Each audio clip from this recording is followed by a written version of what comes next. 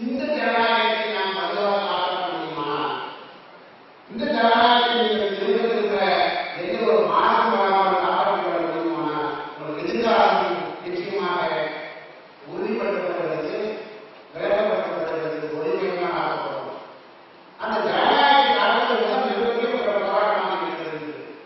எப்படி நீங்க தெரியும், அந்த மாதிரி அந்த ஜனநாயகத்தை காப்பதற்காக அது ஜனநாயகத்தை பின்பற்றுவோம் என்று சொல்வதற்காக ஏற்படுத்தப்பட்ட தேர்தல் முறை, அந்த தேர்தல் முறை தான் மிகப்பெரிய நாட்டுக்கு மிகப்பெரிய ஏடாக இருக்கிறது. அந்த தேர்தல் முறையை நாம் எல்லாம் சரியாக இருக்கின்றால், தேர்தல் முறையை நாம் எல்லாம் ஒரு நல்ல நாட்டுக்கு சேவை செய்யக்கூடிய, என்னுடைய பதவிக்கு சேவை செய்யக்கூடிய ஒரு நல்ல எம்எல்ஏவை தேர்ந்தெடுத்தால் ஓரளவுக்கு அந்த சபையினுடைய பிரச்சனை முடிவு என்று நீங்கள் முடிவு கட்டி அந்த தேர்தல் காலங்களை முடித்து சொல்ல வேண்டும். நீங்கள் எப்படி தேர்தல் நடந்தது? இன்னைக்கு ஒருத்தர் ஆட்சிக்கு வந்தாங்கன்னா ஆட்சிக்கு வந்து அடுத்த நாள் இருந்து காலையில வந்து இந்த கட்சி வெற்றி பெறுகிறது சொல்லும்போது தனி நேரத்தில் ஒரு நேரத்தில் அமைச்சர் யார் வருவாங்க. அடுத்த கணம் ஆளுநர்கள் கையில் போடப்பட்டு நம்ம எதிர்பார்ப்போம் ஒரு தலைவராக முதலமைச்சராக வந்திருக்கிறார், அல்லது வந்து நிதியமைச்சராக வந்திருக்கிறார், இவர் வந்து நிதியமைச்சராக வந்திருக்கிறார்.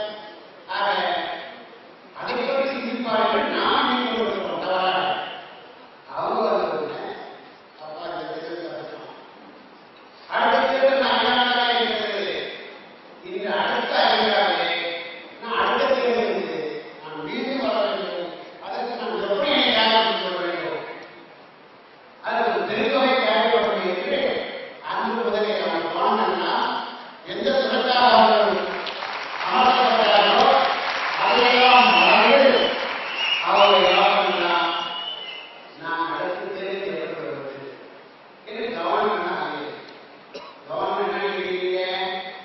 அடுத்த தேர்தலில் ஒரு ஜனநாயகத்தை கவனப்படுத்தாங்க. அதல்ல, அதில் வெளியே தேர்தல் ஒரு தொகுதி 10 கோடி, அது 70 கோடி, தொகுதிக்கு 10 கோடி என்றால் எம்எல்ஏ அதிகாரி இருக்க போகிறேனே, அதுக்கு தலைமை வேணாம், அதற்கு நான் எல்லாம் முதலாக இருக்கணுமா, நம்ம பதவி கொள்ள வேண்டாமா, 200 கோடி. ஆக 20 கோடி தன்னை யாருக்கு ஆட்சி ஏற்படுத்தி கொள்கிறார்கள். என்ன பொறுத்தவரை ஒரு தனிமனிதன் வந்து ஒரு குறிப்பிட்ட இதெல்லாம் வாசிகள் இருந்தாலும் 2 வருஷம் சாப்பிட முடியாது, அது 25 வருஷம் சாப்பிட முடியாது.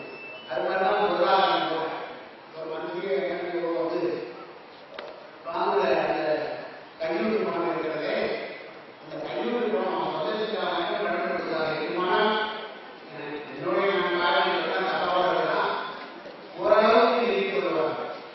சரி, அது ஒரு போகும், அது போகும்.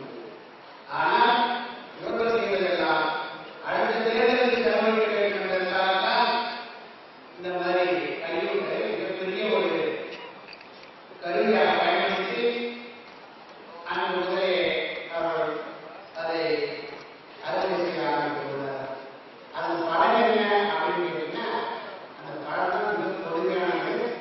அது வந்து தீர்க்க முடியாத மிகப்பெரிய வியாதி. அது என்ன கொடுமை கேட்டீங்கன்னா, உங்களுக்கு அந்த பணத்தை சேர்ப்பதற்காக உங்க வழிபாடுகளை வாங்கி அந்த வழிபாடுகளில் ஒரு பகுதியை ஒதுக்கி கொண்டு ஒரு ப்ராஜெக்ட் ஒரு தெருவில் ரோடு போடணும்னு சொன்னாங்க. அது வெளியே 10 லட்சம் இருந்தா 10 லட்சம் தேவைப்பட்டா 10 லட்சம் போட்டதான் ரோடு இருக்கும். ஆனால் நீங்க என்ன செய்யுங்க, அதை தேர்தல் செய்யுங்கிற மாதிரி நீங்களே ஒரு கணக்கு போட்டு அதை ப்ராஜெக்ட் ஒதுக்கிட்டு வீடு வாங்கி கொஞ்சம் நினைக்கிறதா முடியும். எந்த காலகட்டத்திலும் அவன் கொடுக்குறது அவன் 40 ரூபாய் இந்த 10 லட்சம் நீங்க எடுத்துக்கிறீங்க. கண்ட்ராக்டர் அவன் சொல்லி எடுத்துக்கிறான். வீட்டு என்ன நீங்க அதில் ரோடு போடுறான். எத்தனை நாளைக்கு ஆகும்? அதனால அவரையும் கொண்டு போடுங்க. எத்தனை குழந்தைகள் வருவதற்கு காலையை ஒதுக்கி போகுது, மலையாளத்தில் எப்படி மக்களாக இருந்து அழிந்து போகுது, அழிந்து போகுது, விருது போகுது. இந்த பிரச்சனைகளை எல்லாம் காரணம் இவர்கள் வந்து இந்த வரி பணத்திலிருந்து அவர் சொல்ல ஆரம்பிக்கிறார். அந்த சொல்ல ஆரம்பிக்கிறது மட்டுமல்ல, உங்களுக்கு அந்த கிராமங்களை